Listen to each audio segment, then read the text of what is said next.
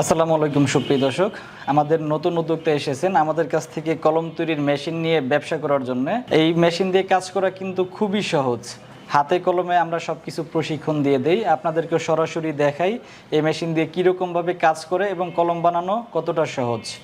তো এখন আমি সরাসরি কথা বলি যিনি আমাদের কাছ থেকে মেশিনের স্টার নিয়েছেন। আসসালামু আলাইকুম, ভালো আছেন? জি আলহামদুলিল্লাহ। জি, আপনি কোথা থেকে এসেছেন?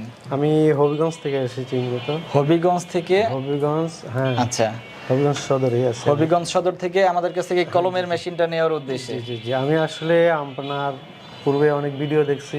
আচ্ছা, এগুলো দেখে আমি আসলে উদ্বুদ্ধ হয়েছি যে আমি এই ব্যবসাটা করার জন্য। করবো আর কি। আচ্ছা আচ্ছা, তো এর আগে কখনো এই কাজ করছেন? না, আমি এর আগে আর করি নাই, আজকে প্রথম? এই প্রথম। আচ্ছা, আপনাকে এটার কাজটা দেখিয়ে দিই। এটা কিন্তু একবারে সহজ। এই যে কালি ভরতে হয়, এখানে যে চাবিটা আগে চালু করে দিতে হবে, আর এই ডিপ ট্যাঙ্কের ভিতর হচ্ছে কালিটা ঢেলে দিবেন। আমরা বোতলে কালি দিয়ে দিব, কালিটা এখানে ঢেলে দিবেন। তারপর চাবিটা চালু করবেন, করে এই যে এই পাশে দেখেন কালো দেখা যাচ্ছে না, এদিক দিয়ে হচ্ছে কালিটা বোঝা যাবে। হ্যান্ডেলটা প্রেস করবেন, এই যে কালি এই যে উঠে গেছে। এই যে কালিটা আমাদের ভরে গেছে। এখন হচ্ছে আমরা এটা যে অ্যাডাপ্টার আছে, অ্যাডাপ্টার ফিটিং করব। এটা হচ্ছে আমাদের অ্যাডাপ্টার ফিটিং মেশিন। এই যে দেখেন অ্যাডাপ্টারে যে মোটা মাথা আছে, এটা যাবে হচ্ছে যে মেশিনের ভিতরে। ভিতরে দিয়ে সামনে একটা আঙ্গুল রাখবেন, রেখে যে চাপ দিলেই এটা লেগে যাবে। আর এটা হচ্ছে আমাদের নিপ ফিটিং মেশিন। এটার মাধ্যমে নিপ ফিটিং করতে হবে।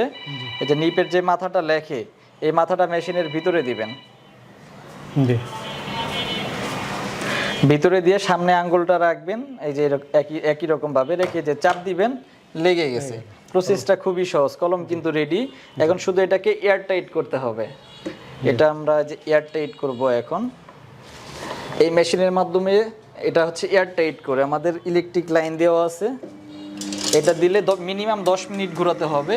এটা 10 মিনিট ঘোরার ফলে কলমের কালির ভিতর যত বাতাস বা গ্যাপ আছে সব বের হয়ে যাবে। যার কারণে কিন্তু যে কলমের পিছন দিয়ে আর কালি বের হয়ে যাবে না, জামা কাপড়ও নষ্ট হবে না, বা লেখার সময়ও ডিস্টার্ব দিবে না।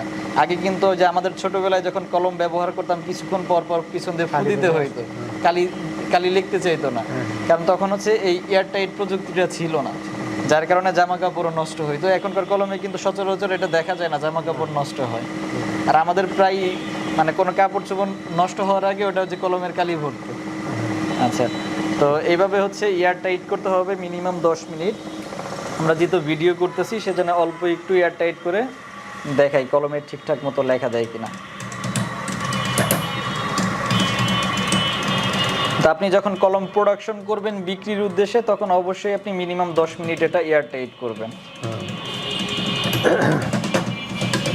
10 মিনিট করলে আর সমস্যা হবে? জি, তাহলে আর কোনো সমস্যা হবে না।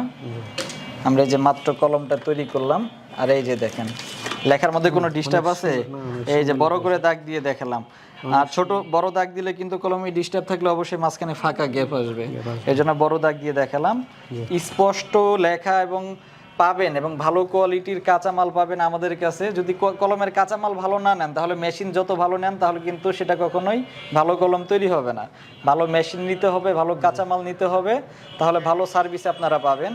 তো আপনারা যারা কলম তৈরির ব্যবসা করতে চাচ্ছেন, আমাদের প্রতিষ্ঠানে সরাসরি আসবেন। সরাসরি এসে দেখে শুনে নেওয়ার সুযোগ রয়েছে।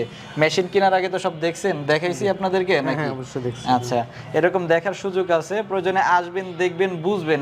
বোঝার জন্য আসলে আমাদের কোনো সমস্যা নাই, আমরা সব কিছু আপনাকে বুঝিয়ে দিব। তারপর যদি আপনার ভালো মনে হয়, সিদ্ধান্ত নিয়ে চাইলে ব্যবসাটা শুরু করতে পারবেন। আমাদের প্রতিষ্ঠান ঢাকা চকবাজার পুরাতন জেলখানার মেন গেটের সামনে আমাদের প্রতিষ্ঠান। ভিডিওর স্ক্রিনে দেওয়া নাম্বারে আমাদের সাথে যোগাযোগ করে চাইলে সরাসরি এসে মেশিনটা নিতে পারবেন, বা অর্ডার করলে দেশের যে কোনো প্রান্তে আমরা কুরিয়ার সার্ভিস করে পাঠিয়ে দিতে পারবো। নিজস্ব নামে যে ব্র্যান্ডিং করতেও পারবেন, এরকম কলমের বডির গায়ে ব্র্যান্ডিং হবে, পাতার গায়ে ব্র্যান্ডিং হবে, এটা কিন্তু সব কিছু আমরা করে দিব। তো সেজন্য যোগাযোগ করুন আমাদের সাথে। ধন্যবাদ এতক্ষণ সাথে থাকার জন্য।